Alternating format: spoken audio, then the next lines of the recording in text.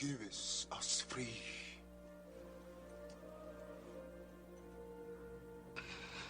Give us free. Your Honor, please instruct the defendant that he cannot disrupt these proceedings with such outbursts. Give us free. If we are to have any semblance of order in this court, Give us free.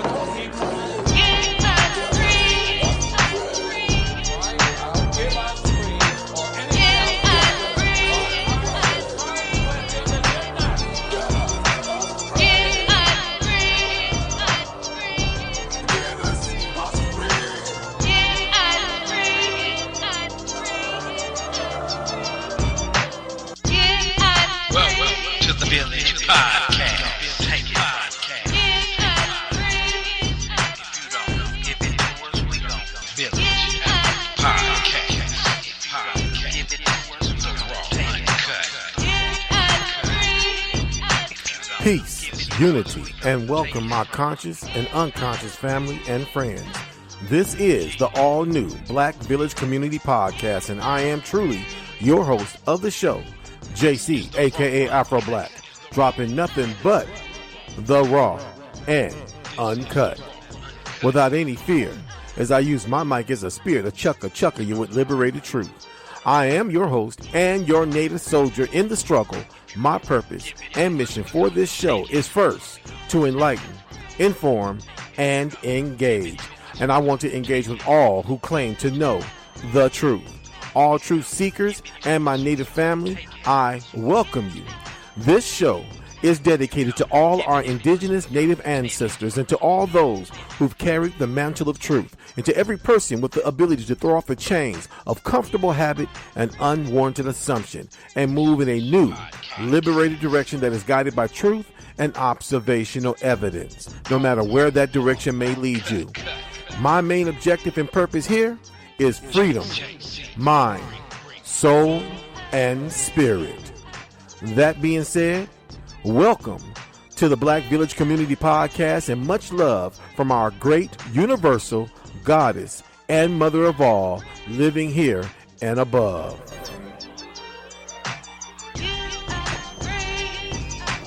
AC in the house.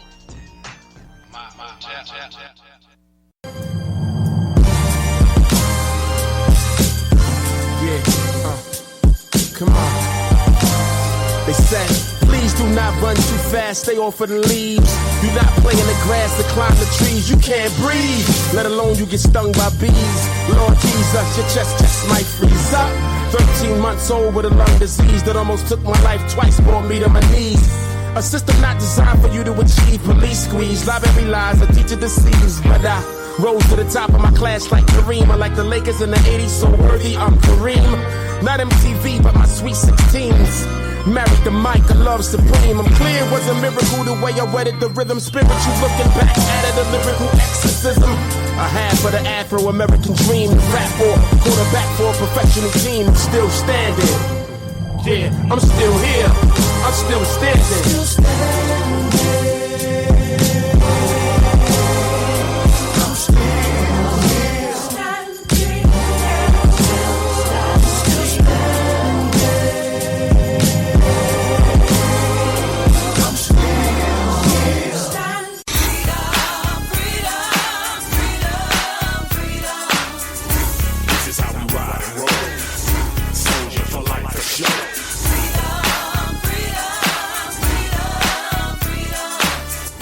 Hey, this is JC, aka Afro Black, and I am here with you for another delicious Black Sunday to drop nothing but the raw and uncut. You hear me? Here on the Black Village Community Podcast, here on this delicious Black Sunday, here in Killer Cali.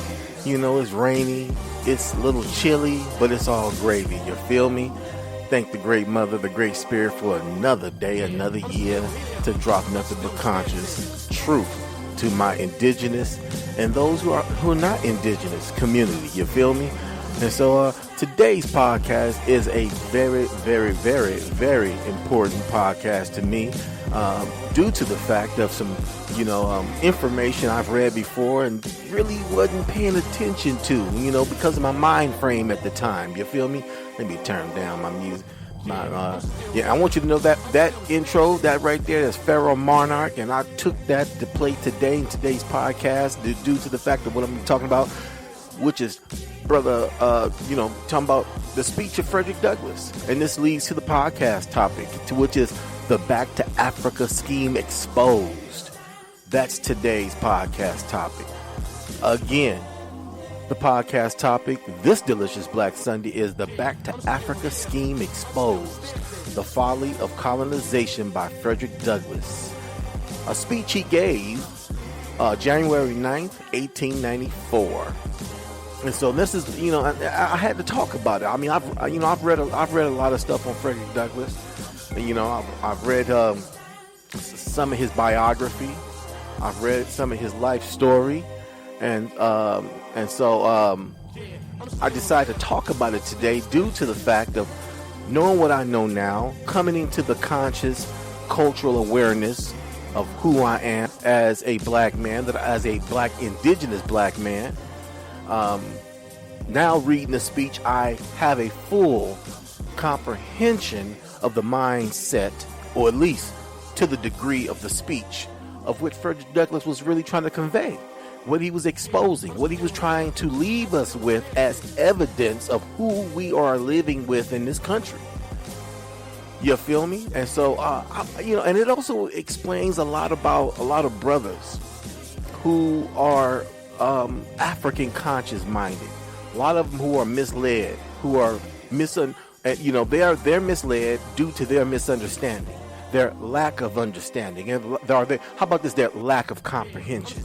I don't even really like that word understanding, because that's exactly the perspective that a lot of my African conscious-minded brothers are coming from. They're coming from a understanding rather than comprehending the whole situation of what's going on here with our history in this country as indigenous people. You feel me? And so what I want to do today is that I want to dissect this speech to prove that this speech that brother Frederick Douglass left us with was evidence to us being indigenous to America. I've read this entire speech, and I've read it more than once, more than twice, more than 3 times. And prior to preparing for today's podcast over the week, I've read it over and over again, and it's just full of evidence of showing who we are, that we are not an African people. Now, don't get it twisted. We got African people who live over here, who immigrated over here. We got people who are children of African parents. I'm not talking to immigrants. I'm not talking to those who are African American, meaning that they are children of parents who immigrated here. I'm talking to people who are like me. I'm talking to my black people, those who have nothing but a history of knowing that they are from America. Their mama is from America. Their daddy is from America. Their grandmama is from America. Their granddaddy is from America. Their cousins and uncles and aunts are from America, on both sides of their mother and father's family. So they don't have any relatives in Africa. This is who I'm talking to. This is who I'm speaking to. And so this is what today's podcast is going to be about, exposing the Back to Africa lie that continues today, that's continuing to perpetuate the black community today. Ignorant black people. I was one of those ignorant black folks at one time. Why I say ignorant? Because we're perpetuating to our people that they are African, and giving our people the mindset and ideology that this is where they should want to go back to. They should want to vibrate to. When everything that when it comes to their genetic family line and family tree, leads them right here to North America, because their genetic family were rooted here in North America, that their ancestors were located and grew and was rooted here in North America, on the soil of North America, hundreds of thousands of years. of history that's been stolen from us as a people. And so if you want to join today's podcast, it won't cost you a dime, just a bit of your conscious time. You can chime in at 855-445-9340. You can also chime in at 857-232-0155. And you'll need the conference key to get through the conference. Notice hit the conscious table of truth with me, which is 947595. So please join me on this subject matter as I break down the speech of Frederick Douglass, The Folly of Colonization. But before I go into that, I do see a brother in the conference room. What's happening, my brother? I see you joining me. Are you got anything you want to say before I get started? Or you want to wait? Or you want to listen to how I flow this? Or what's popping? Just listening at the moment. Okay. So let me get right into this speech right here by Frederick Douglass, to me, which is full of information, full of evidence, full of verification of who we are as a people here in North America. So let me start it right here as it goes in the beginning of the speech. Okay. But now, this is Frederick, and I quote Frederick Douglass. This speech was given to, I believe, the American Colonization Society, the ACS. And when he gave this speech was 40 years after the Civil War. And it goes like this: but I now come to another position held up as a solution of the rare problem, and this I consider equally unworthy with the one just disposed of, the two belonging to the same low breed of a family of ideas. It is the proposition to colonize the colored people of America in Africa or somewhere else. Happily, this scheme will be defeated, both by its implicity and its impracticality. It is all nonsense to talk about the removal of 8 millions of the American peoples from their home in America to Africa. The expense and the hardship, to say nothing of the cruelty and attending such a measure, would make success impossible. Now, before I continue on reading this, let me start by saying this, okay? At least on this paragraph right here that I didn't finish, all right? This is the first leak of our identity. In this 1894 speech by Frederick Douglass. It is, and when you read the entire thing, it constantly uses the term colored people of America, okay? And so that is the first piece of evidence, very tiny. Now somebody be saying that's not no evidence. Those are who are African guys, ain't no evidence. You know, they call Negroes colored and everything else. But I want you to know that African people were distinct from those who weren't African here in North America. Even on the plantation, those who were African were distinct from those who were not African on the plantation. Africans who knew who Africans were. Africans wanted to go back to Africa. But those who were not African on the plantation, who and you got to remember, you got to rewind your mind and try to place yourself back during the 16th, 17th, and 18th century. Okay, you feel me? You still had mothers that still practiced a lot of the indigenous ways of eating, a lot of the indigenous ways of even though they were not allowed to do a lot of things like practice their spirituality. They were not allowed to use their tribal names. They were given American names, and they were not allowed. But at the same time, they did as much as they could to pass on some information. And one of the things they did pass on is that they were not African. My grandmother constantly would tell people back in the 1960s and 50s and 40s that she was not African. Okay, she didn't. You know, now true enough, Native American people embraced the identity of being colored. They embraced the identity of being black. They even embraced the identity of being Negro, and they did this politically to get by because of all the persecution, killing, brutality that was going on. If you called yourself a Native American. You know, that master slave mentality continued on throughout the years from the 1920s, 30s, 40s, 50s, and 60s in this country. through the civil rights movement. Black people were called Negro. If you was black and you called yourself an Indian, they looked at you like, white folks looked at you like you was crazy. You trying to call yourself something you ain't, nigga? So, and this attitude is perpetuated into the black community. So, let me continue with this reading. So that's the first sign of evidence right there. Calling the people of America colored people. And then you got to also consider this. He says 8 million of the American peoples from their home. Now, we know that back in the early 1800s, Frederick Douglass did not have a total exact number of how many people, how many black folks lived in North America in 1894. But he had to have somewhat of an idea for him to say 8 million of the American people. Now, we know 8 million of Africans were brought over here by 1894. I've told folks before, go do the research. You can go check out slavevoyages.org. Again, slavevoyages.org. And you'll see the number, the new number. I say new number because we've been lied to, for many years about how many African slaves were brought here.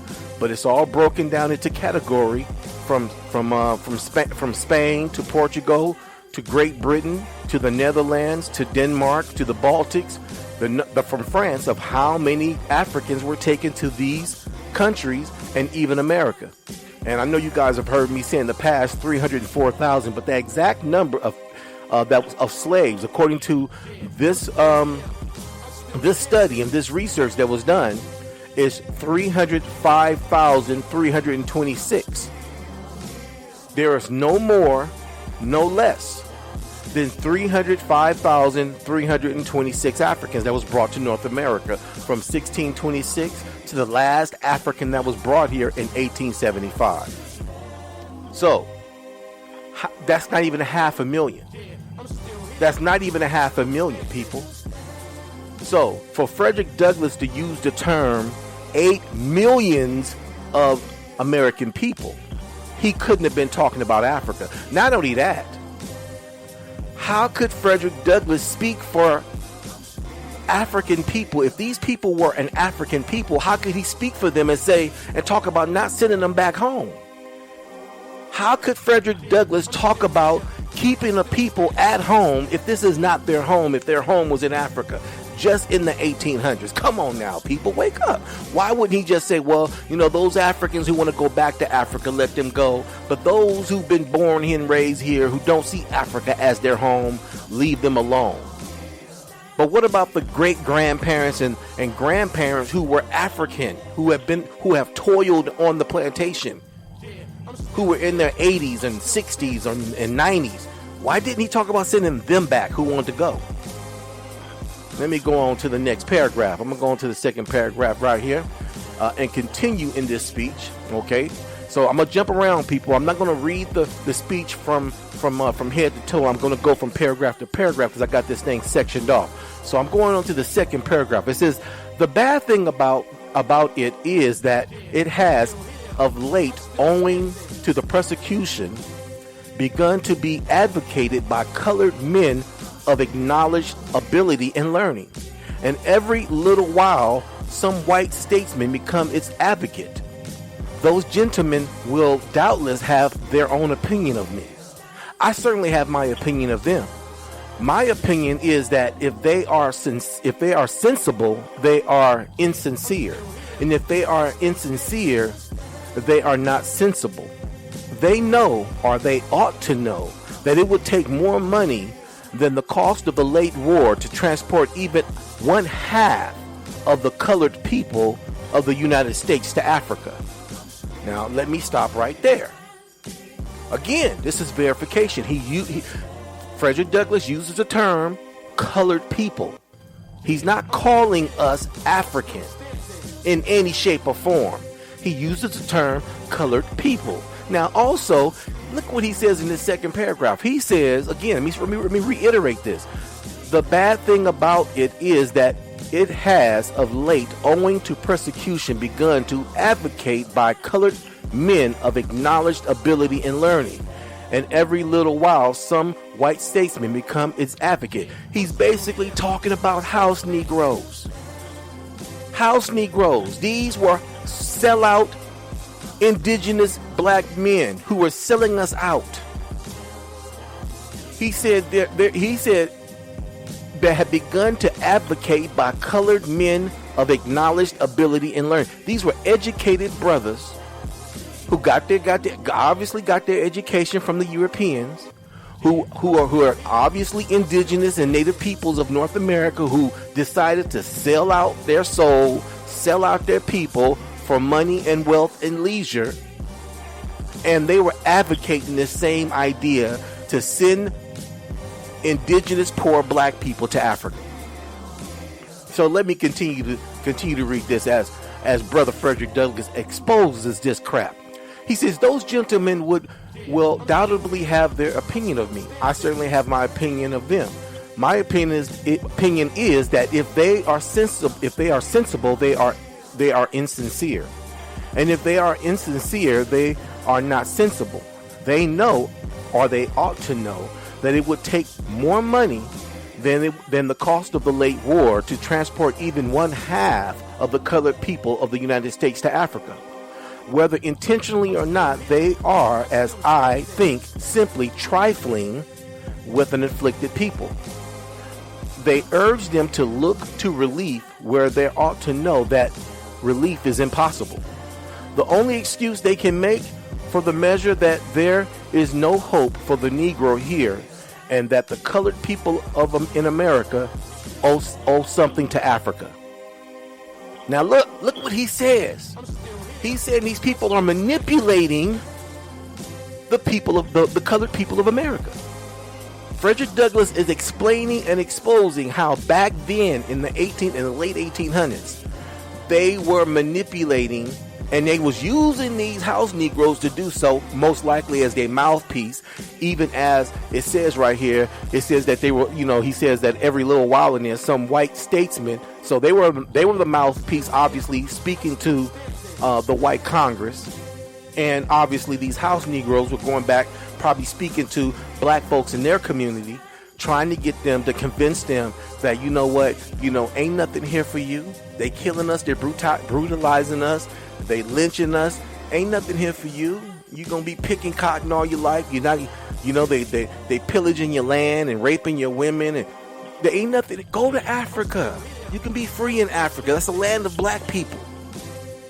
Now you gotta realize also, back then they were constantly perpetuating obviously the same ridiculous idea. What idea is that? That you are not indigenous to America. You are not native to America. Your ancestors did not start here, did not come from here. Obviously, they were perpetuating this same lie. For Frederick Douglass to realize this and notice this and realize that something ain't right. You feel me? So again, proof of indigenous colored people by Frederick Douglass. By the number that he quotes, 8 millions, and even the fact that he continues to use the term colored people. Yet even though he uses also in the same in his speech, he uses the name Africa, because he's talking about this scheme that they're talking about sending black folks to Africa, but he's still making a separation that people who they're trying to send to Africa are not from Africa. Let me continue on, people. In the third paragraph, the last statement and idea. Let me mute you, brother, because I'm hearing stuff in the background. I can't have nothing in the background as I read this. Okay.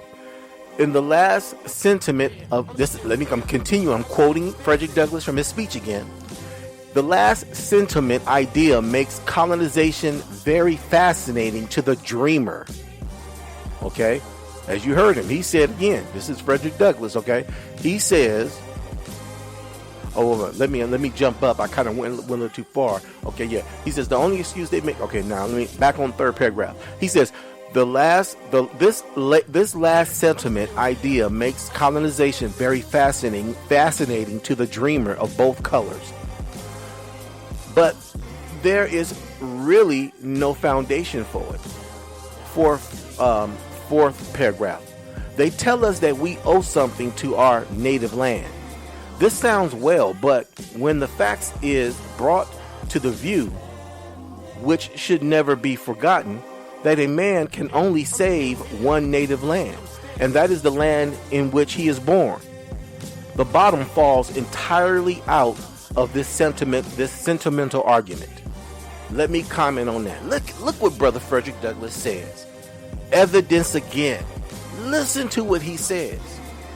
Let me read that again. He said, this last sentimental idea makes colonization very fascinating to the dreamer of both races. In other words, to the white man and the house and his porch monkey house Negro. In other words, he's saying this sounds good to the porch monkey, because the porch monkey know he's gonna always be at the feet of the white man. Master, our house on fire. So he always know he got a place with the white man. So he says this is a fascinating dream of both colors. But he says there is really no foundation for it. He says no foundation. Listen to what the brother says. He says there is no, zilch, zero, no foundation for it. How could Frederick Douglass say there is no foundation just based on being born in North America? How could he say that? He said no foundation.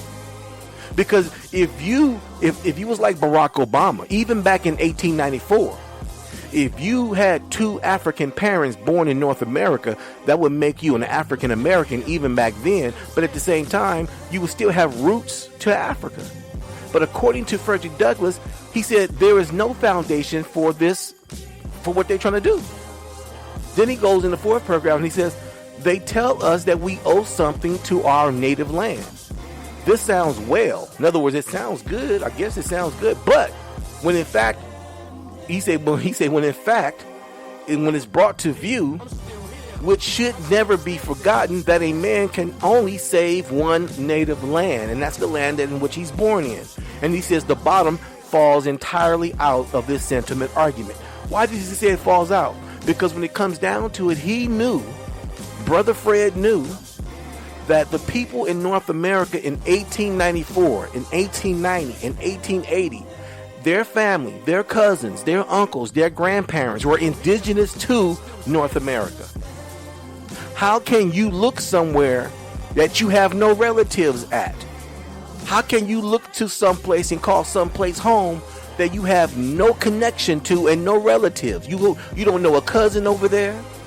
You don't know an auntie in Nigeria. You don't know a cousin in Ghana. You don't have a uncle in Tanzania. You don't have a grandmama or a great grandmama or a great great grandmama in none of the countries in Africa. Frederick Douglass knew this even at that time, and that's why he says the whole bottom falls out of the argument. So down to the fifth paragraph as I continue this discussion. Okay, and as I say, he's constantly calling black folks colored people. He's not even associating us with African people whatsoever. So this false identity of colored people, this false identity that they wanted us to take, which is African American, colored people, even though it's not an ethnic race and it doesn't tie you to an ethnic group, it at least defines you in the essence that you are a person of color. At least that's what it does. It doesn't give you an identity, but it gives you a sense that you are, okay, you know what? You're not over here. You're not Irish. You're not English. Okay? You're a melanated individual. You feel me?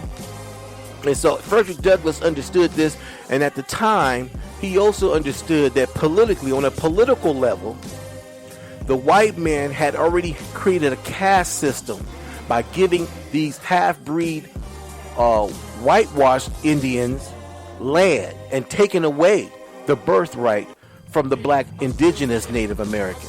He understood this at the time. So at the time, Frederick Douglass was just speaking to the fact of at least trying to get us some rights in this country, to give us some type of legality of rights. And the first thing he was fighting against was this scheme to send black folks back, not back to anywhere, because we already where we're supposed to be, but by calling us African American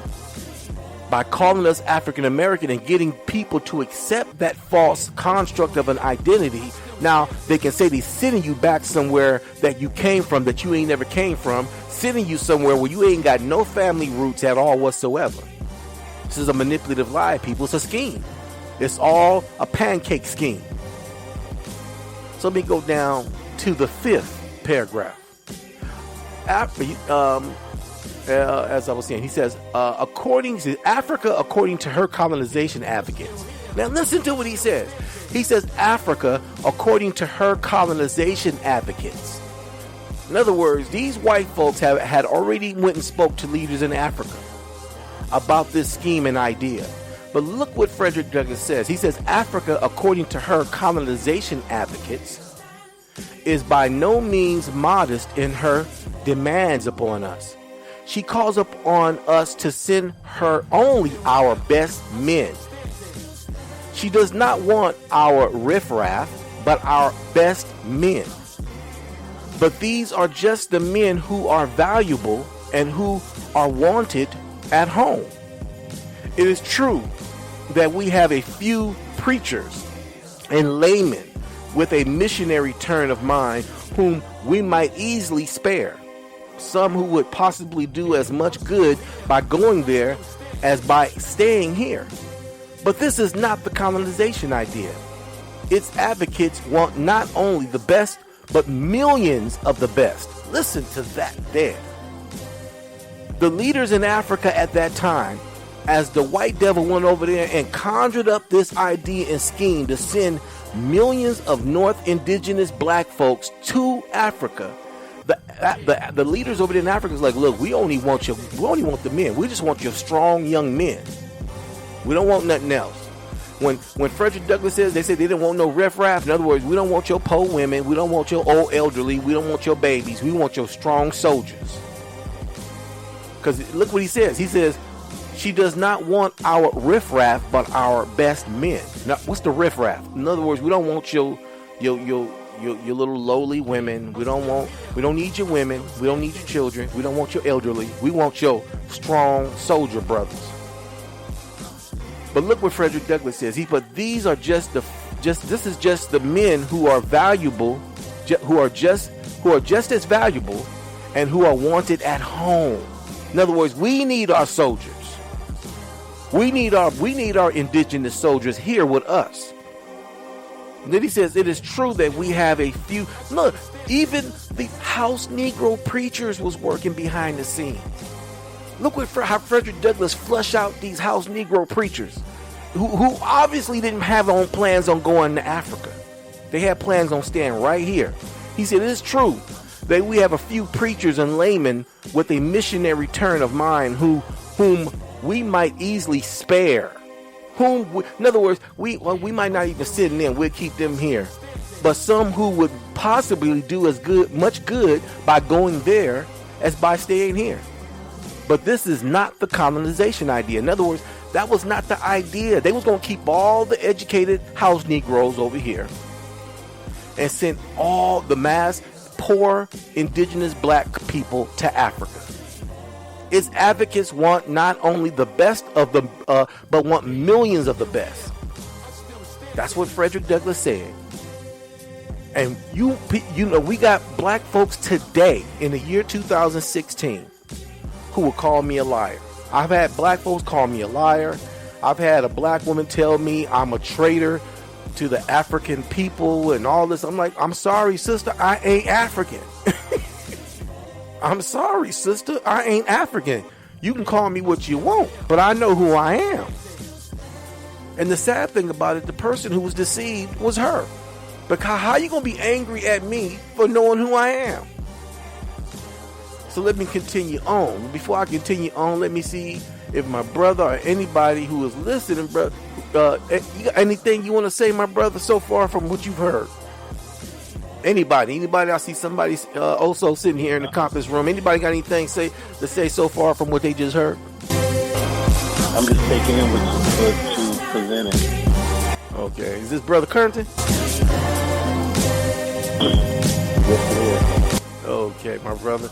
So let me continue on with this evidence right here. I mean, to me, this speech right here is evidence. It's evidence. Let me go on to the 6th paragraph right here.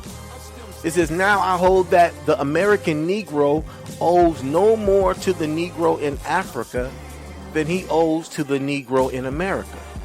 There are millions of needy people over here, but there are also millions of needy people over. You see, there are millions of needy people over there, but there are also millions of needy people over here as well. And millions of Americans need intelligent men of their own number to help them as much. Intelligent men are needed in Africa to help her people. Besides, we have a fight on our hands right here, a fight for the redemption of the whole race. And a blow struck successfully for the Negro in America is a blow struck for the Negro in Africa. For until the Negro is respected in America, he need not expect consideration elsewhere. All this native land talk, however, is nonsense. The native land of the American Negro is America. His bones. This is Frederick Douglass talking. Frederick Douglass says the native land of the American Negro is America. His bones, his muscles, his sinew are all American. His ancestors for 270 years have lived and labored and died on American soil, and millions of his prosperity has inherited Caucasian blood. Now, let me comment on this paragraph right here. Okay? And it's really important because I was a brother, due to me advertising my podcast, a brother commented on the fact that Frederick Douglass mentions a number. Again, he says 270 years lived and died on American soil. So I had to get the brother to comprehend what he said, what Frederick Douglass was actually saying. Again, he's quoting a number. And you got to apply this number to the time that he gave the speech. Okay? And he gave this speech in 1894. If you actually deduct 270 years from that takes it around 1624, 1623, where there were no Africans brought to America. I believe that's right. I quoted that number right. My queen is not here with me to correct me. She corrects me all the time when I'm wrong, but I believe it takes it around. No, I think she said 15. But basically, the number, if you actually deduct the number, and I forgot to even I meant to do this calculation before I started the show, but I got so caught up in doing so many other things and putting things together for this show because I got more information. I even got some audio casts I want to play that I have not even played yet. But the number surpasses the time that Africans came here. Africans did not come here until 1626 as slaves. There were no Africans brought here as slaves prior to 1626, and so that number of 270 surpasses that time stamp date of Africans coming here as slaves. So he was talking about a people who were enslaved before 1626. Just do the calculations. You can simply just do the calculations from 270 years before 1894, because he gave this speech in 1894. Now, when I brought that to that brother's attention, he stopped talking to me. So again, this is verification that Frederick Douglass is not talking to African people. He's not talking about African people not going to Africa. He's talking about an indigenous black people who were here before the white man got here. He's talking about an indigenous black population that was here, that the white man and the Spanish before the white man enslaved and capitalized and built this country off of the backs, blood, sweat, and tears of an indigenous people who were already here. So, on that note, I will go to the next paragraph. But you know what? Let me go to the next paragraph. The 7th paragraph.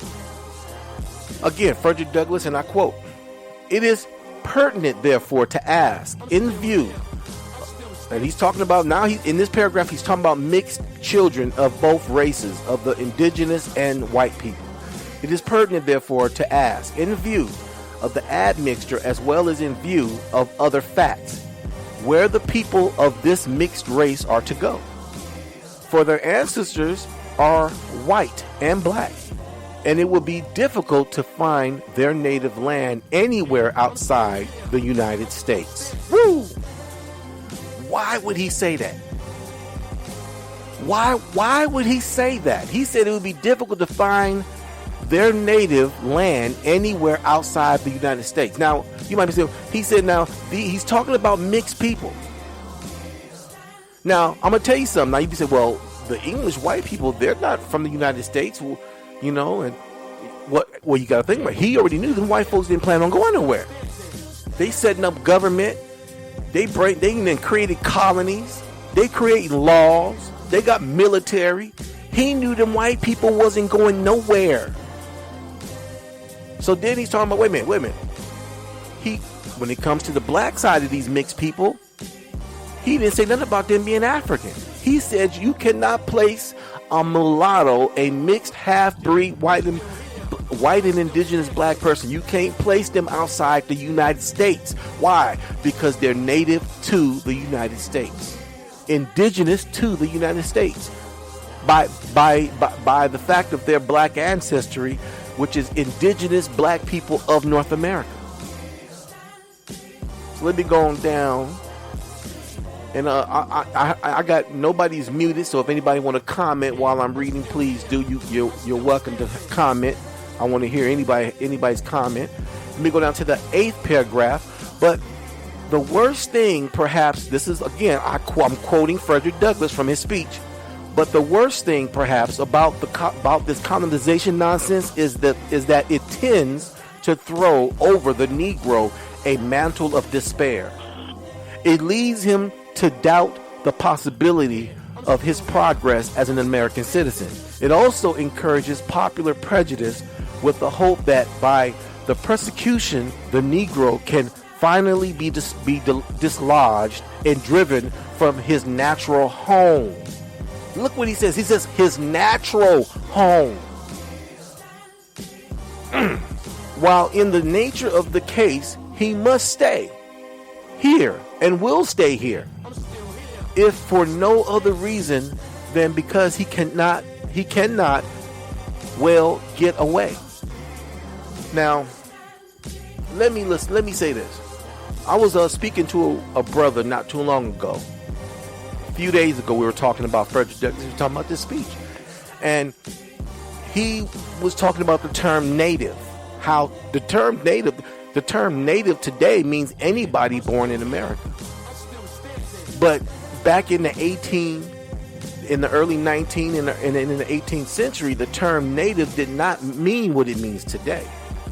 The term native legally back in the early 19th and 18th century meant anyone indigenous to the land. And indigenous meaning is where your people began and started from their very beginnings. And so I had to tell the brother, look, when you look at the definition and the terminology of the word native today, of course, it means anybody who's born in America today. Legally, it means anybody born in America today. But if you go back and break down the definition back in the 19th and the 18th century, you're going to find out that it's tied to indigenous Aboriginal people. They've changed the term as the language and as laws changed over the years. They've changed the definition and the terminology of the definition. They've changed, they've modernized it. So I was explaining to the brother that when Frederick Douglass was using the term native, he was only applying that term to black people. When you read this speech, you'll never see him tie the term native to white people in his speech. He's only tying that term to black people. So, I will continue to read this speech, but before I do, let me take a break, and I'm finna break in I'm gonna play an audio cast in the midst of me taking a break from reading this speech. And this audio cast that I'm gonna play right now is from a breaking news broadcast, and they're talking about what's going on. The fact that black people are waking up to their indigenous native roots. And it's spreading, people, it's spreading. So let me play this, and I shall return in just a few, right after this audio cast. Hello, I'm William Attlee, and this is a news brief with truth. See the men on the screen. They are the ancestors of the African American, but there is a problem. their true identity. Thomas McNeely has the story. Well, William, the African American community is deeply divided due to the tagline, African Americans ain't Africans, which can be found in numerous places on the web. Now, it should be obvious as to why it's causing a commotion, but if it escapes you, let me explain. The current American education states African Americans were brought to America as slaves from Africa, which is simply not true. They are American indigenous, not descendants of Africans. As they say, the truth is stranger than fiction. Although this fact isn't spoken of openly, it's not a secret. However, with programming such as Roots, 12 Years a Slave, The African American Story, and The Book of Negroes, is it any wonder why so many African Americans are confused? We won't address all the misleading DNA tests being provided to connect African Americans to Africa. So, the argument is, do they continue identifying as African Americans, which is a fake identity for them, or embrace being identified as indigenous Americans? Are there any consequences of choosing one identity over the other? William, that's a good question. According to African Americans Ain't Africans Facebook forum, identifying as African American is to quietly relinquish ancestral connections to America, connections that go back hundreds of thousands of years. A curious story, but one appropriate for February, which is Black History Month in the United States. What's a conundrum? A story worth keeping an eye on for further developments. Thank you, Thomas. The drawing used in this presentation is from the 16th century book, America, being the latest and most accurate description of the New World by John Ogilvy and Arnoldus Montanus. As you may have guessed, the men in the drawing are American. I'm William Attlee, and this has been a news brief with truth. There you go. That was a news brief I had to play. For some reason my conference room is tripping, but I'm here, I'm back, and I'm black, and I just had to play that because that's proof again that the truth is spreading like wildfire. Black folks are waking up, you feel me? Black people are waking up, you feel me? And as we wake up, other people will wake up. Wait a minute now. Bear with me, folks. Okay, I'm still here. My conference room, I'm trying to keep my conference room going. And I'm going to continue to read this article. Trying to get back my... Give me a minute. I'm working on my conference room. Go back with my people in the conference room right here. So I'm gonna continue to read that. As you heard, that was some breaking news that I just got done playing. Breaking news. And what is that breaking news? Breaking news that black folks are waking up. Black folks are questioning the lie that's been told and perpetuated. The spell is breaking. Spells can't last long. No. The great mother won't let those spells last long. Her love is much stronger. Her love is a stronger spell. You feel me? So let me continue to read this speech, The Folly of Colonization by Frederick Douglass, 1894, January 9th, when he read this speech. And so I'm finna start back where I had broke off at on section of the paragraph 8. And I quote Frederick Douglass, and it's as it reads, "But the worst thing perhaps about this colonization nonsense is that it tends to throw over the Negro a mantle of despair. It leads him to doubt the possibility of his progress as an American citizen. It also encourages popular prejudice with the hope that by persecution the Negro can finally be dislodged and driven from his natural home." As you heard Fred say, Fred said natural home, folks. While in the nature of the case, he must stay here and will stay here, is for no other reason than because he cannot well get away. Okay? The ninth paragraph. This is again, and I quote Frederick Douglass. I object to the colonization scheme. As you say, he called it a scheme because it tends to weaken the Negro and hold on one country while it can give him no rational hope for another. Again, I reread what he just, I'm gonna read this again.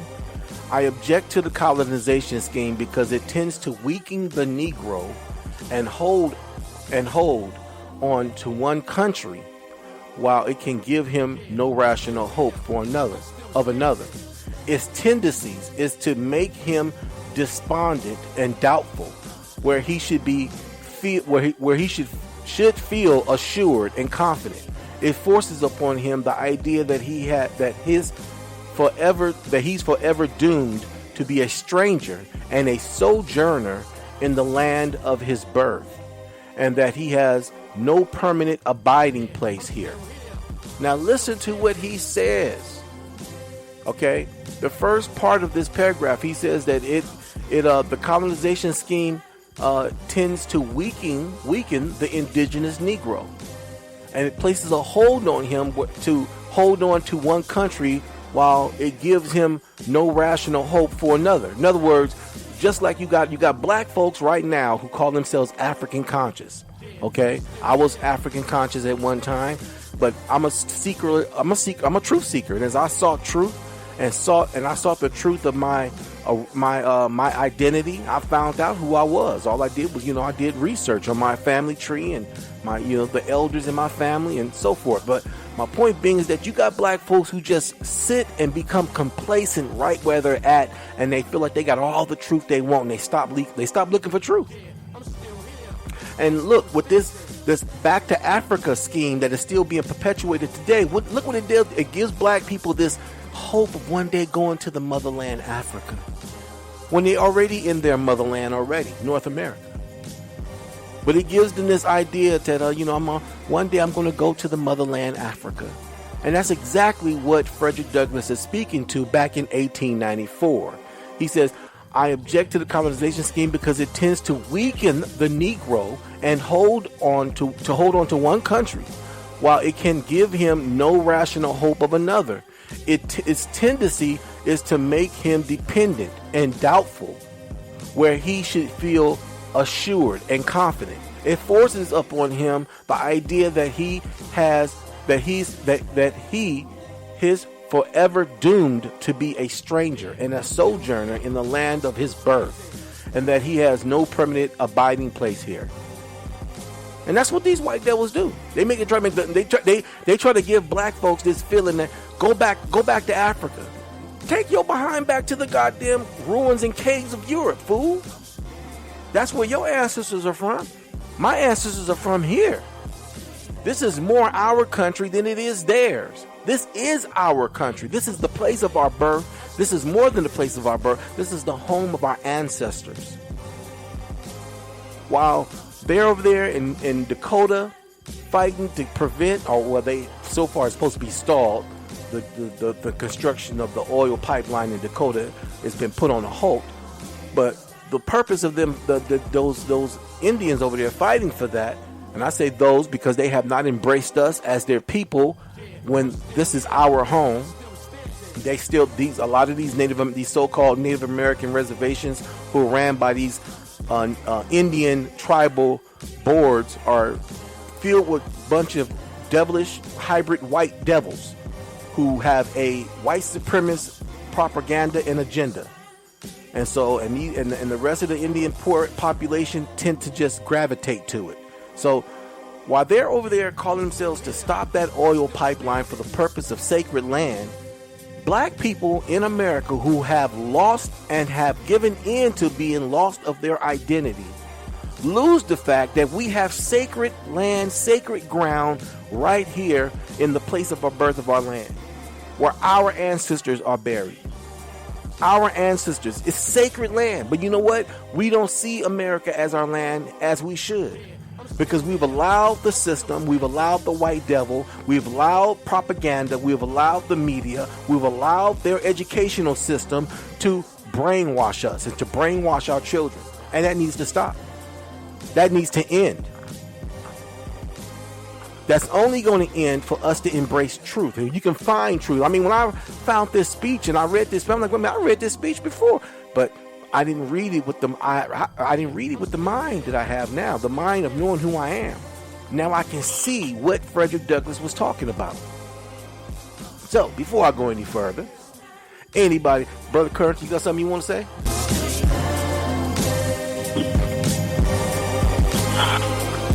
Not at this moment. Okay, so I shall continue to read the speech. Okay, I'm in the 10th paragraph, and I quote Frederick Douglass from the speech as it says, "All this is hurtful, with such ideas constantly flaunted before him. He cannot easily set himself to work to better his condition in such ways as are open to him. It sets him to groping and everlasting after the impossible." Look what it says. The brother in the 10th paragraph, he says, all this is hurtful. What is he talking about? The fact that they constantly telling black people to go to Africa. Trying to convince black people to go to Africa. He said, all this is hurtful, with such ideas constantly flaunted before him. He cannot easily set himself to work to better his condition in such ways as are open to him. It sets him to groping everlasting after the impossible.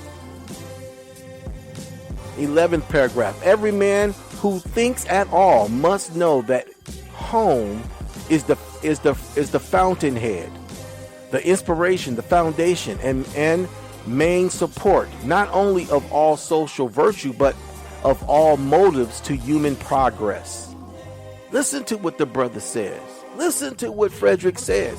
He said, every man who thinks at all must know that home is the fountainhead, the inspiration, the foundation, and the main support, not only of all social virtue, but of all motives to human progress. And that no people can prosper or amount to much unless they have a home, or the hope of a home. A man who has not such an object either is in possession of, or in a prospect is a nobody. In other words, look what he's saying though. He's saying to have a country. He's talking about North America being the homeland of indigenous black people. He's saying the fact that to have a country that you can call home is your fountainhead and the inspiration and the foundation and the main sound foundations for support, not only for social virtue, but for all motives of humane progress. In other words, people fight to protect their homeland. People are willing to die for their homeland. And he said, look, so he's basically building a foundation to object to this scheme by saying that this is our home. That America is the indigenous native home of the black man and woman. That's what he's saying by making this argument. Every man who thinks at all must know that home is the fountainhead, the inspiration, the foundation, and main support, not only of social virtue, but of all motives to human progress. And that no people can prosper or amount to much unless they have a home, or the hope of a home.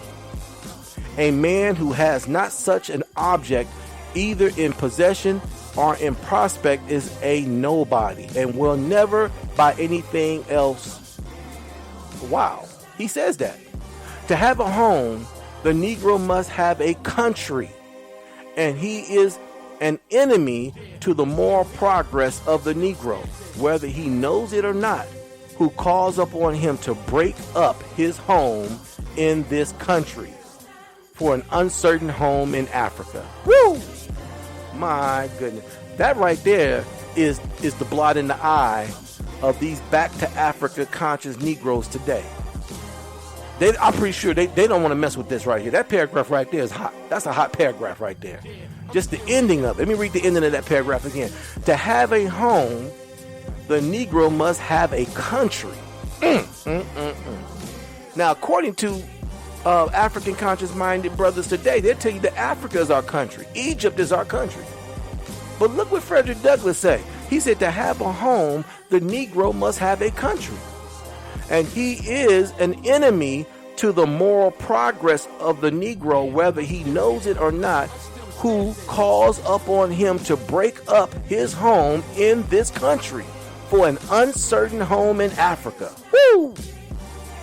My goodness, you can't tell me that ain't a power rock. That's not a brick to the so-called back to Africa scheme. That's a brick to the eyeball scheme of the back to Africa scheme there.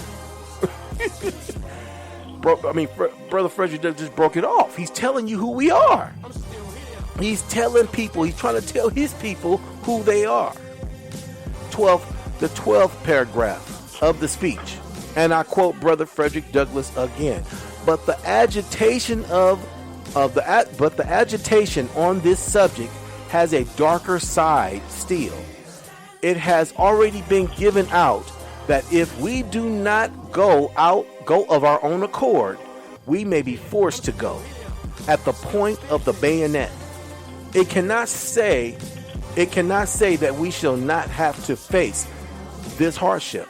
But badly as I think of the tendencies of our time, I do not think that American sentiment will ever reach a condition which will make the expulsion of the Negro from the United States any such means possible. In other words, I don't believe it's going to happen. It ain't going to happen. We ain't going nowhere. We ain't going nowhere. According to Brother Fred, we ain't going nowhere. And he knew what he was talking about. The 13th paragraph. Yet the way to make it possible to predict it. Check out what he says. Yet the way to make it possible is to predict it. Then he says this. There are people in the world who know how to bring their own prophecies to pass. The best way to get up a mob is to say there will be one. And this is what is being done. The colonization is no solution, but an invasion. It is not repentance, but putting the wrong ones out of our presence. It is not atonement, but banishment. It is not love, but hate. Its reiteration and agitation only serves to fan the flames of popular prejudice and add insult to injury. My goodness. I mean, I love this speech. I just love the way the brother put this together. And he wrote this in 1894. And you got to be mindful of the fact that Frederick Douglass comes from a slave history. He was a slave himself. He's a slave himself, okay?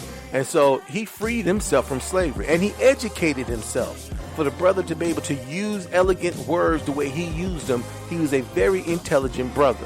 Matter of fact, I should have read this in the beginning, a little bit about Frederick Douglass, he was born in 1817, and he died a year later after this speech, so he died in 1895. It says, Frederick Douglass, born 1817, died in 1895, is a central figure in the United States, and he was born a slave circa 1817. His mother was a Negro slave. His father was reputed to be his white master. Nobody knows, though. Douglass escaped from slavery in 1838 and rose to become a principal leader and spokesperson for the U.S. abolitionist movement. He would eventually develop into to a towering figure for the United States Civil Rights Movement. And I got to give it to him. That is very much true. That brother knew what he was talking about. So before I continue with more of Brother Frederick Douglass, let me play another audio track, audio cast that I want to play in reference to what we're talking about. In reference to, and this right here that I want to play, this is a brother who's a part of a group called the Turtle Gang. He's a brother who's conscious of his indigenous connection to North America. He knows his lineage. He knows his indigenous native lineage, what this brother's just full of knowledge. And so I want to play this audio cast, and he's talking about Nate Turner. This is important because like I said, they constantly want to talk about slave history and they want to talk about it as African history, and that's a lie. That's a serious manipulative lie done by white supremacy. And so let me play this, and I will continue with Frederick Douglass in just a moment. Around this same time, the Nat Turner movie just came out. That's getting a lot of criticism by people all over, black people, white people, a lot of criticism. I want you, because you come from a Native American perspective, give us some secret history on Nat Turner that we may not have known, because what you just told me off camera was quite, the people need to hear that.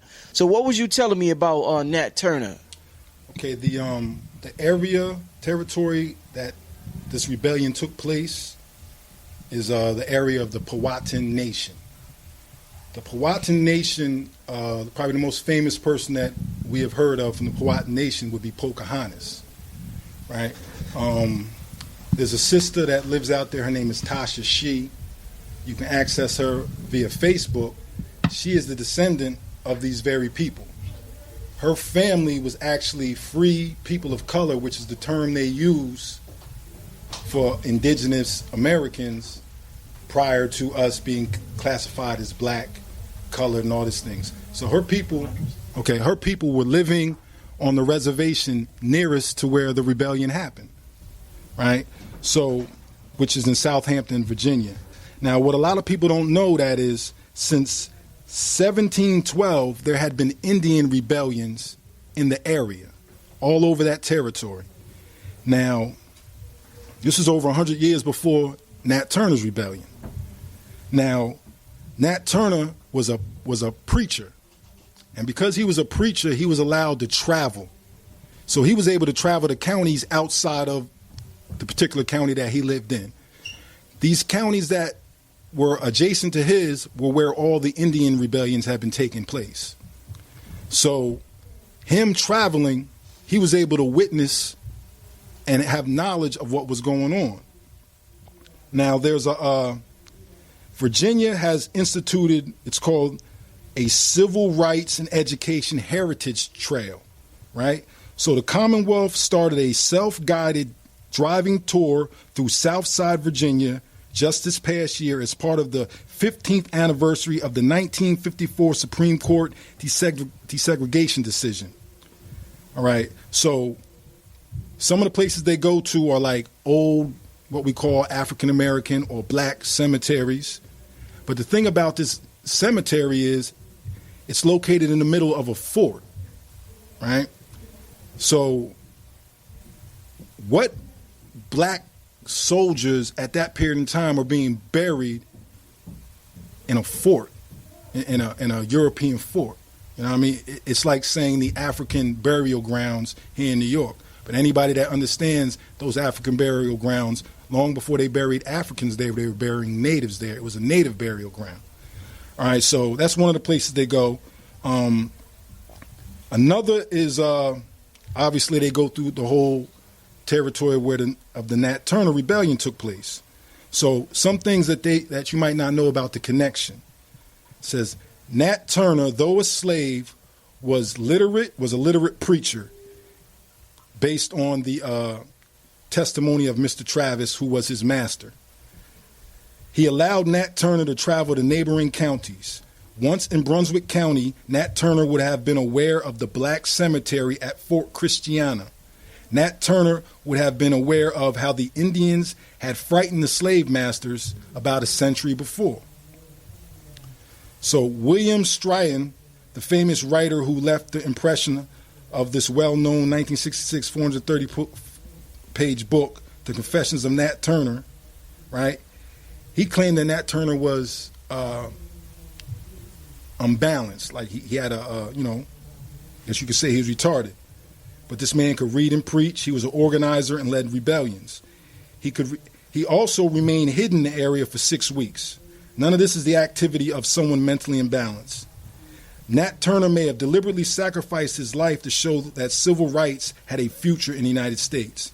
The point is that the people themselves, blacks and Indians, have not passed down all the bitterness and taste for revenge because they see the hopes that the United States of America allows to all people. This is what the guy who wrote the book that we know the story of Nat Turner about. This is from his book. But another thing we have to understand is that the reason why Nat Turner's rebellion is so famous is because of the utter brutality that they inflicted upon the slave masters.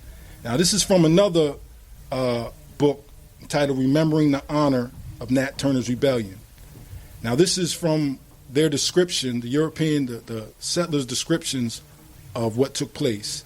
They were horrified by what they found, with the bodies hacked up and left to lie as they fell, and vultures already picking at the remains.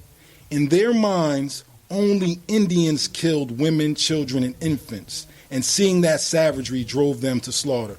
Now, the point I'm trying to make is that they compared the scene of the Nat Turner Rebellion, they compared the scenes directly to the rebellions that they had been dealing with for the past 100 years, right? Nat Turner was not only, when they say they found him in a cave, but it was more like a pit. That cave or pit was on an Indian reservation. Nat Turner's family was forced to hide on a reservation. The Indians that hid Nat Turner were the Nottoway Indians. You can look it up, the Nottoway Indians. They hid Nat Turner, and more importantly, they hid his family. Now, I ask you, if Indians are what they tell us in terms of the Western tribes with the straight hair and the alkaline features, if those are Indians, how could Nat Turner have hid amongst them? How could Nat Turner's family have hid amongst them and lived amongst them if those people look like what they tell you the Indians look like? So, I haven't seen the movie, but the information I got from this young lady who saw the movie, and personally she said she wasn't impressed with it. She felt like a lot of information was left out. And this is coming from somebody who family was there during the rebellion. You know what I mean? So they have stories they've handed down. But the important thing is to know that all these things that took place in what we call African American history, right, whether it be the Underground Railroad, Nat Turner's Rebellion, there was an element of Native American assistance and inclusion in this. They don't teach us this because they want to separate us from both sides of our family. There you go, right there. That's brother from the Turtle Gang. Indigenous conscious brother dropping a real. My whole point of playing that in reference to what I'm talking about, even though what I'm reading and talking about and focusing the podcast on is on The Folly of Colonization by Frederick Douglass, the speech of 1894. But the reason why I played that audio cast is to reference back to the fact because Nat Turner's rebellion happened in 1831, I believe. Let me make sure I quote that right. 1831, exactly. So now Frederick Douglass' speech was in 1894. Okay, that's like what, a little bit more than 50 years or 60 years ahead, from there.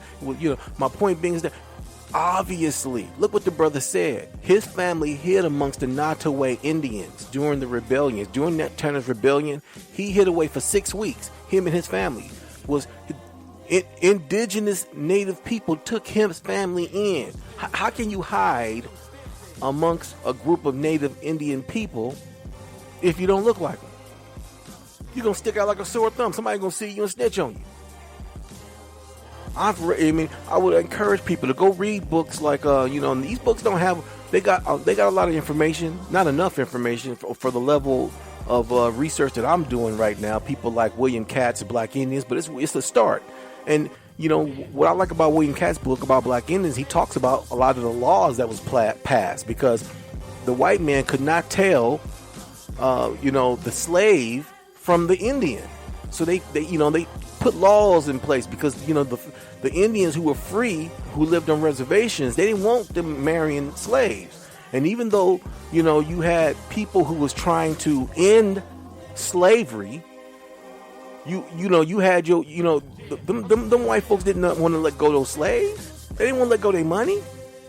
And most of all, they didn't want them going back to Indian reservations. They didn't want the indigenous people embracing their family back again, because white folks feared being outnumbered. They feared being the populace, being just too many niggas, just too many of them. They all around us. White folks constantly living in fear. So, let me get back. I might just have to conclude this, because I got more information I want to read, and my time is actually up. I ran out of time. My show is actually over, but I can push it on and on and on, But let me just read a little bit more before I go, okay? I believe I'm on the 13th paragraph, okay? And it says, yet the way to make it possible is to predict it. There are people in the world who know how to bring their own prophecies to pass. The best way to get up a mob is to say there will be one. And this is what is being done. Colonization is no solution, but an invasion. It is not repentance, but putting the wrong ones out of our presence. It is not an atonement, but a banishment. It is not love, but hate. Its reiteration and agitation only serves to fan the flames of popular prejudice and to add insult to injury. Man, I mean, look what he says. He's talking about black folks don't belong here. They belong in Africa. If that's not what he's talking about, then somebody have to explain to me. He uses the term reiteration and agitation. Only fans the flames of popular prejudice. Constantly saying this, the white people, and he didn't look what he says. He says that there are some people who know how to make their profits, know how to who knows how to make possible. It's to predict. The main words to bring something out that they want to come out. They know how to make it come out, or to make a prophecy come to pass. And he says that he tells you how they do it. The best way is to get up a mob is to say there will be one. In other words, if you want to create a race war, you just say, okay, there's going to be a race war. There's going to be a race war. There's going to be a race war. You get people to believe that stuff, and then somebody eventually calls something to happen. And basically, in reference to colonization, in our situation as black people in America, constantly for years perpetuating this back to Africa lie. This, and then coming up in the late 70s to the early 80s with this construct and this label and this false identity of African American. Again, adding to the propaganda and the mindset of going somewhere where we don't belong, where we already at home already. We at home, people. This is more our home than the ones who call themselves running it. So, I'm on paragraph 14. I'm almost at the end of the speech. And you know what? I think I will conclude it there. And I will be back to read more next week on this Back to Africa scheme being exposed podcast topic. You feel me? I will bring this back to a part 2. Back to Africa, the Back to Africa scheme exposed. So, as I'm getting ready to end the show, because I'm already over my time limit, do you got anything you want to say, bro, in reference to what I was reading, or anything you want to say before we go? Yeah, I think that letter from Frederick Douglass is very fascinating, and it does. Well, he does explain who the indigenous people are. I would have to agree with you. I would definitely have to agree with you, man. I mean, some might say, well, why don't he just blatantly Frederick Douglass knew that if he wanted to get his information out, he had to speak a certain way. He was groomed by the abolitionist movement. He was, him being a civil rights activist of his time was already in him in any way. But the abolitionist movement giving him a platform and obviously brushing up him up on education, because he was self-educated, but I guess polishing him, might I say. He knew how to articulate himself. He knew what to say and what not to say. But at the same time, he was very straightforward and very blunt, you know, with how he felt and what he wanted to bring across. And you see that in this speech. But as I say, he strictly leaves he creates a separation in this speech. And he does nowhere he makes a reference to us being African at all in any way. Matter of fact, he does exactly the opposite by saying that we're not African, by insinuating that taking us and sending us somewhere else is an invasion in another country. You feel that? You see what I'm saying, Brother Carter? He said it would be an invasion. Also, he referenced us as Americans. Exactly. America. And the original indigenous people were called Americans. The first time a term was coined, it was coined on the people themselves. The Amerindians are the original Americans. Amerindians are the original Americans of North America. And Frederick Douglass knew this. He knew this. He knew who he was. He knew who we are, and he knew that what these white folks was trying to do, it wasn't going to happen. It was not going to happen. And so I will conclude this speech to next week. Anything else you want to say, my brother? I enjoyed the speech. I enjoyed it myself. Next week, I think what I will touch on top of the speech, reading the rest of the speech, I will also read about this society that put this scheme together, which is called the American Colonization Society. I will read some of their history, and I would also read some of the history on the abolitionist movement, because Frederick Douglass broke off from that group. You know, he felt like they were trying to hold him back and trying to control him. They were trying to critique and edit his speeches. He wasn't having that. And so I'm gonna talk about the abolition. I'm gonna talk about the abolitionist movement and why he left the abolitionist movement.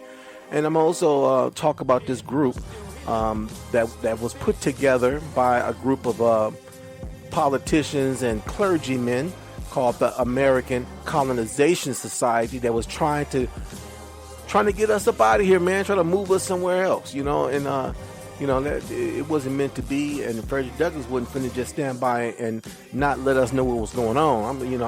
I thank the great mother for that, brother. So, on that note, this is the Black Village Community Podcast, and we are here every Sunday from 3 to 4 Pacific Standard Time, and we will be back. I will be black. Any last words, Brother Carrington? Well, I just hope people really understood what that letter was speaking on, and I was identifying who he was referring to as American and of America. Yes, sir. I mean, black. It's time for our people to wake up, man. And stop allowing themselves to be hoodwinked. I mean, we live in a time of information. I mean, there's really no excuses for black folks to be stupid and allow themselves to be stupid. So, but anything else you want to say before we go? Any last words, bro? I'm hitting before we hit the dough. No, that's it. On that note, I'd like to say I will be back. I will be black. Back here next Delicious Black Sunday, dropping nothing but the raw and uncut here on the Black Village Community Podcast.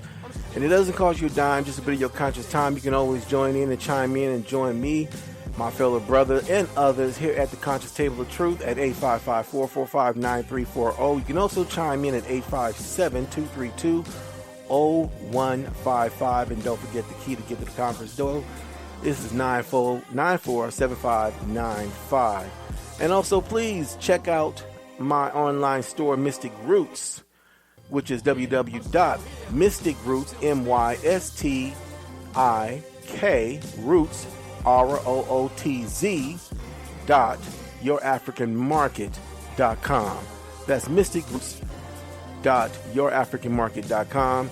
where I do sell a number of beautiful, anywhere from clothes to art to toys to just trinkets and gifts. And a portion of the proceeds do go back to Africa. And for those out there who wondering, hey, you know, JC, you got an African store and you talk about us not being African. Don't get it twisted. I love my African people, but I'm not going to lie about who I am. You know, you got every country in the world feeding off of Africa. The Chinese, the Japanese, Europeans, anywhere from the French to the Germans and the Belgium to the English and even Americans that are feeding off and enjoying Africa. You know, and don't get it twisted, my conscious community. There is a history that the indigenous brothers and sisters of North America have always had with the brothers and sisters in Africa. There's a history that goes all the way back to 15 to 18,000 years ago. And that continued even during slavery, as they brought African slaves over here in 1626. So don't get it twisted. I love my African people, but I still got to be true to who I am as an indigenous black man. You feel me? And we need to learn to be a people of truth. That's our ancestors. You know, so that's what we got to embrace, people. So on that note, you know, I will be back. I will be black, dropping nothing but the raw and uncut here on the Black Village Community Podcast. And I got to go. You know, I can't stay here forever. But I will be back, same black channel, same black time, here on the Black Village Community Podcast. So we will conclude this subject matter of the Back to Africa scheme exposed by Frederick Douglass in his speech, The Folly of Colonization. I will conclude this and I will be back. Other than that, I gotta go. It's getting a little late. I'm outie. Peace. I'm still here. I'm still standing.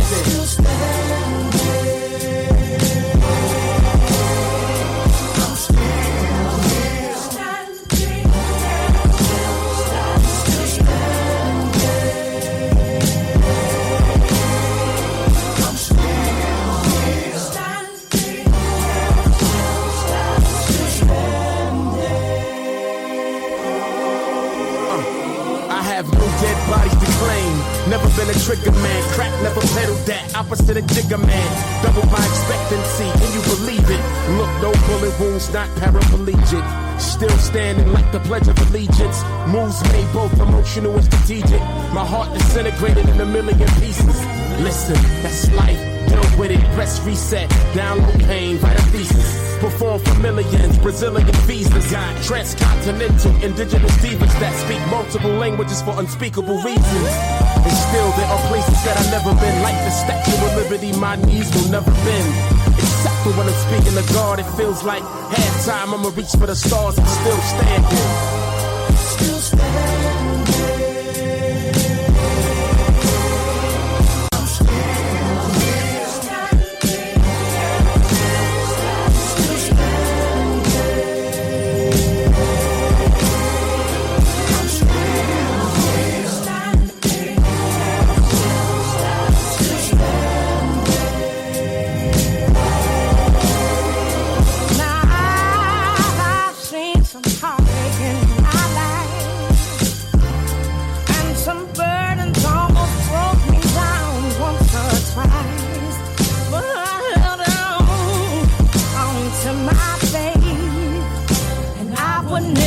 Change a thing that brought me here today, 'cause it helped me grow, and it helped me know which way to go and which way to not go. And I'm so grateful, yeah, I'm so grateful, 'cause I'm still standing. I'm still standing.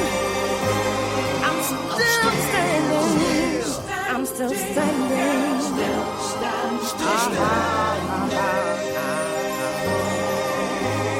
I'm still standing.